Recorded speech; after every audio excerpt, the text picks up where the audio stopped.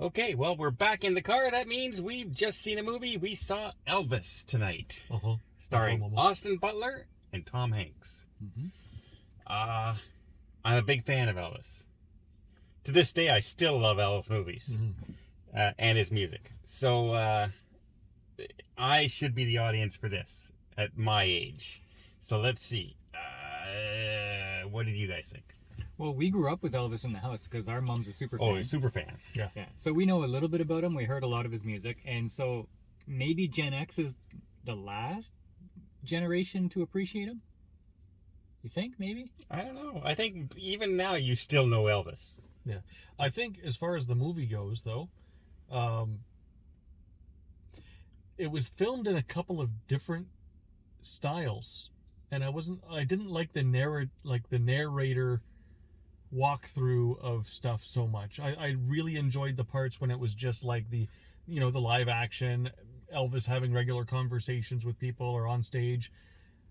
But when it got to the narrating stuff, I wasn't a big fan of that. There are some who'd make me out to be the villain of this here story. So this is the story as told through Colonel Parker. Through Tom Hanks' eyes. Like, they really made it seem like a tragedy. Like his entire life.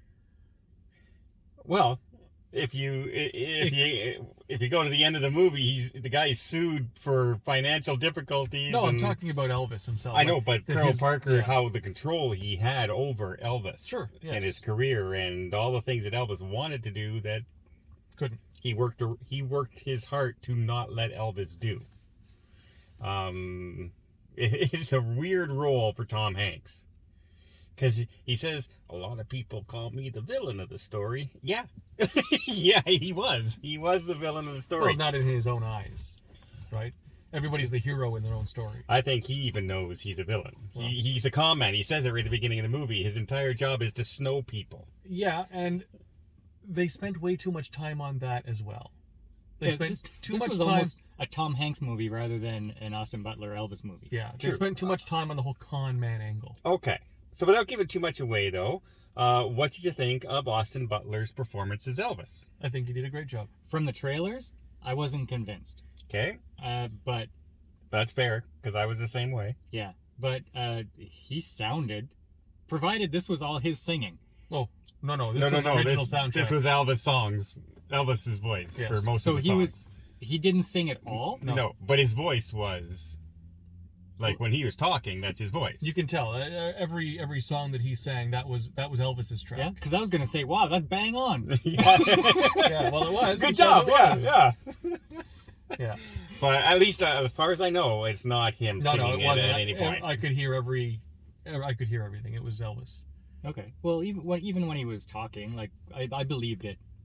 Yeah. When I look at his face, it's not Elvis. No, right? But I mean, but he portrayed Elvis. His mannerisms was pretty good. His smile was kind of the Elvis smile. The smirk more than a smile. And at one point, I just closed my eyes when he was talking to his mother and other people. I said, "Okay, if I was thinking I'm in the background, that's an Elvis movie." I would not know that's not Elvis. I think he did a pretty darn good job interpreting it. Yeah, but to me, they were missing some stuff. Like Elvis had a charisma when he would talk back and forth with the audience when he's doing his shows, and they left out a lot of that. They didn't include that. Even at the end when they're rolling the credits, they have little clips of him just on talk shows or just out and about. Yeah, and he looked fun and happy, and we don't get to see any of that. No, it's all sad in this. Well, even look at like the Freddie Mercury Queen biop. It's tragedy. They didn't show all the fun stuff that they did during that time either, right? And that's kind of the way these things go. They didn't show Elvis as big as Elvis was. Like, it didn't come across to me. Well, they said, he's in this performance, he did $1.6 billion audience. Yes, it was a satellite show. Also the highest paid performer ever in Vegas, etc., the number one grossing record album of all time, etc., etc. At the end. That was text. No, that was during the movie. They said this during the movie. Up until the 68 comeback special, which, by the way, I think they did a fantastic job in this movie portraying the 68 comeback special. Okay. But before that, they didn't show his growth. Like, it seemed small town. No, but they had 2 hours to cover a career of Elvis, and that's a lot of career. He didn't have one hit.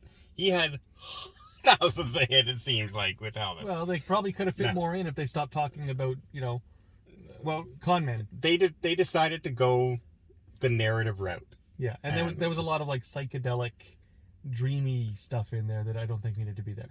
Yeah, well, they were trying to portray the drugs. Kind of like you're watching a 60s movie, like now, the special effects that they do. Now, in those while weird you movies. say that, the one thing I did appreciate is if you watch the movie closely, every once in a while they would cut and it would be Elvis. Yes. It wasn't Austin. It was actually Elvis performing. But then they'd cut back to Austin, but they kept the same lighting and the same camera. Like the coloring of the camera, like Technicolor from the 70s as opposed to modern digital. And I appreciated the 70s look and the 60s look that they were doing.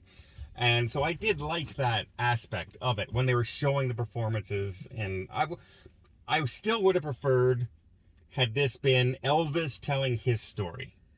Yes. As opposed to somebody talking about Elvis.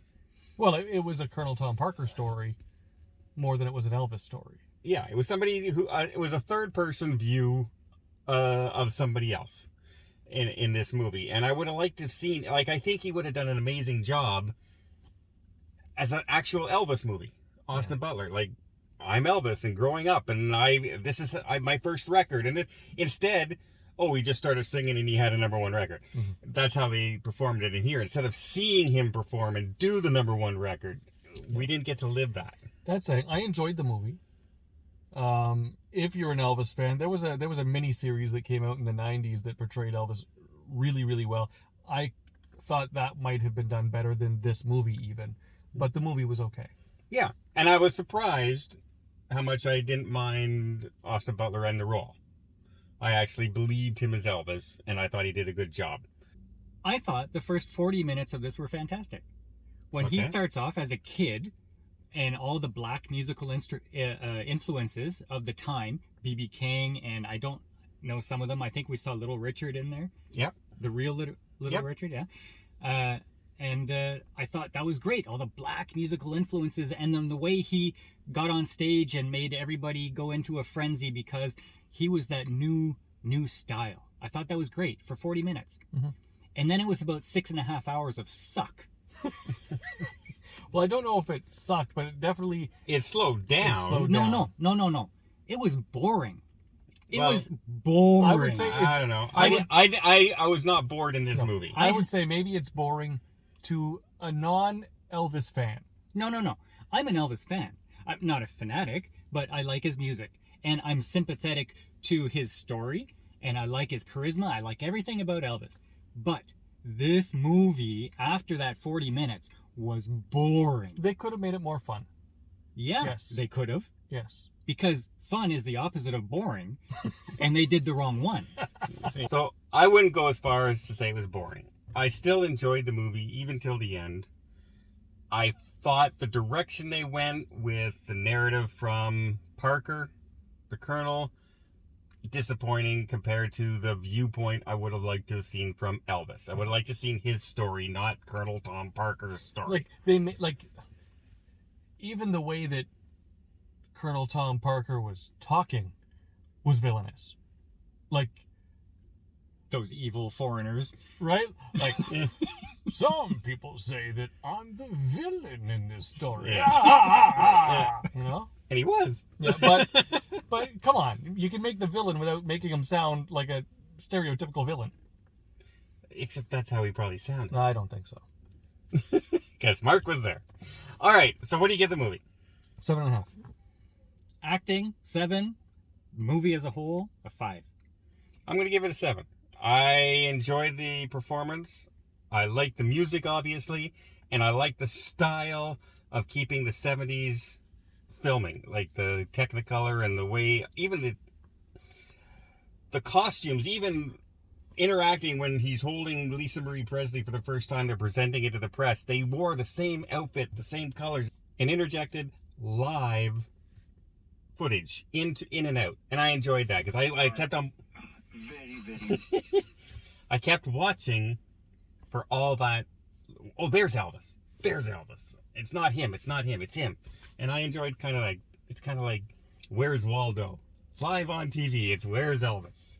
And there he was. And hey, let's admit it. In this, there's this one piece from the final performance Elvis ever did, and they cut to him live. They used his actual voice, and at 42, he passed away 2 weeks later after that, and he could still belt out a song. Mm-hmm. Yeah, couldn't stand up, but he could belt out a song. Yeah. And just an amazing performer. But this movie, I don't think quite did him justice. But I'll still give it a 7.